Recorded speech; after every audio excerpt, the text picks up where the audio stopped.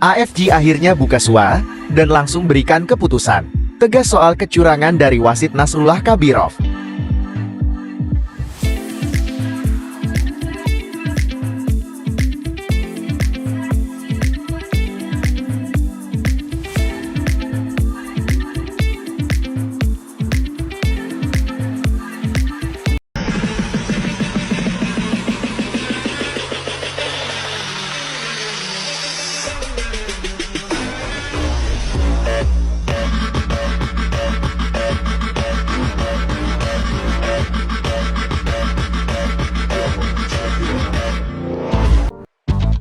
Surat protes PSSI diterima, dan laga Indonesia U23 versus Qatar diulang, yaitu menjadi harapan besar saya saat ini, dan mungkin juga harapan seluruh masyarakat Indonesia saat ini.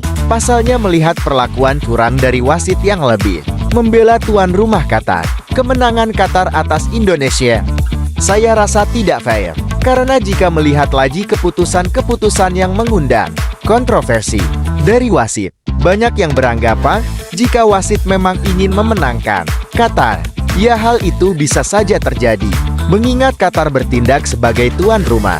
Bukan hanya soal keputusan aneh dari wasit utama, Nasrullah Kabirov, akan tetapi drama-drama VAR yang juga menjadi perbincangan panas. Pasalnya, VAR dalam laga Indonesia melawan Qatar juga sangat merugikan timnas Indonesia. Wasit VAR asal Thailand, Sivakorn Puudong, kembali bikin rugi timnas Indonesia. Kali ini aksinya mengintervensi keputusan wasit utama, membuahkan penalti saat kapten timnas Indonesia, Resti Ridjo, yang dinilai melakukan pelanggaran terhadap pemain Qatar U23. Saat itu Ridjo tengah berebut bola dengan Mahdi Salim. Akan tetapi Ridjo dinilai melakukan pelanggaran karena dianggap melakukan sikutan terhadap Mahdi Salim, dan wasit pun memberi Qatar hadiah penalti. Padahal jika dilihat dalam tayangan VAR, Ridjo hanya melakukan refleks tangan karena berebut bola dengan Salim.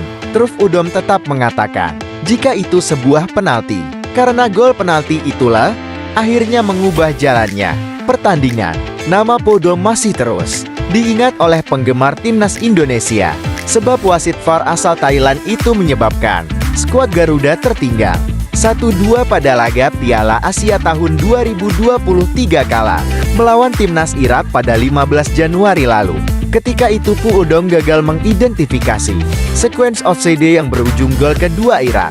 Jelang babak pertama berakhir, Indonesia pun tertinggal 1-2 dan kemudian kalah dengan skor 1-3. Di laga kala itu, Puudong sebetulnya bertugas sebagai asisten wasit VAR, namun ia tetap bisa memberikan masukan kepada wasit VAR dan yang bertugas di lapangan.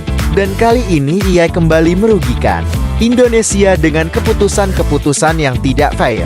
Dan kedua keputusan wasit yang paling tidak bisa diterima ketika memberi kartu merah Ivar Jenner yang dinilainya melakukan pelanggaran keras terhadap pemain Qatar, Saif Eldin Hasan. Padahal sangat jelas jika dilihat dalam tayangan ulang Ivar Jenner sama sekali tidak mencederai Saif. Kaki Ivar hanya sedikit menyentuh betis daripada Saif.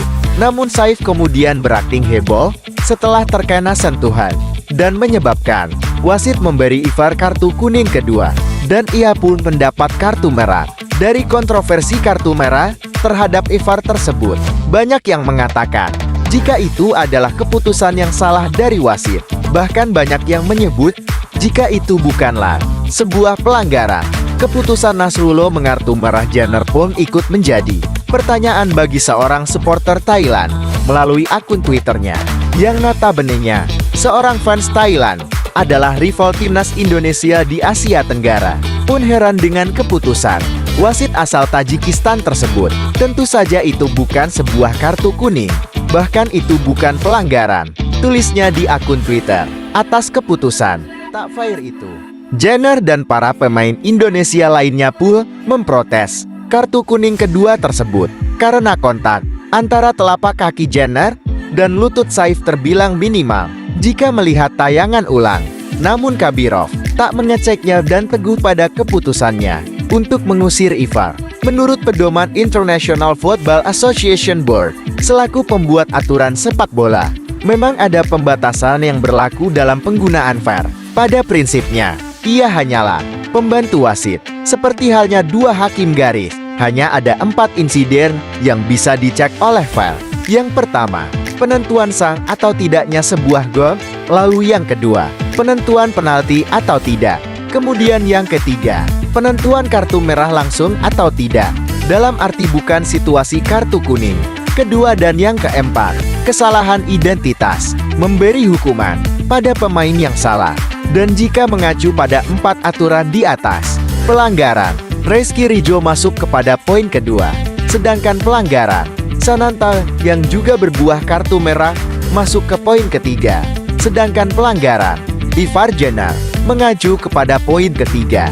Selain memberi keputusan tak fair untuk Indonesia, wasit Nasrullah juga memberikan keputusan yang tak fair ketika para pemain Qatar melakukan pelanggaran. Salah satu contohnya, saat pemain Qatar, Saif Hasan melanggar keras Witan Sulaiman, dan wasit pun sudah mengeluarkan kartu merah, namun ia malah menariknya kembali dan hanya memberinya kartu kuning. Benar-benar perlakuan yang sangat tidak fair. Karena itu, para penggemar timnas Indonesia pun langsung membombardir Instagram milik wasit Nasrullah Kabirov itu. Saat berita ini diturunkan, sudah lebih dari 500.000 komentar dialamatkan kepada akun Instagram Nasrullah Kabirov. Kebanyakan netizen dari Indonesia menyerbu unggahan Nasrullah Kabirov pada feed yang berisi hanya satu foto ketika memimpin pertandingan level liga. Tidak main-main, hujatan demi hujatan dikirim ke akun Instagram Nas RULLI. Kayak gini wasit recommended buat final Piala Dunia. Gak layak banget, tulis netizen. Ayo serbu ini wasit, gak becus ini orang seru.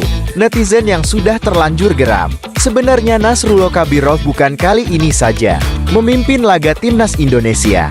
Namun penampilan dan rangkaian keputusan kontroversial di Qatar membuatnya menjadi sorotan banyak pihak.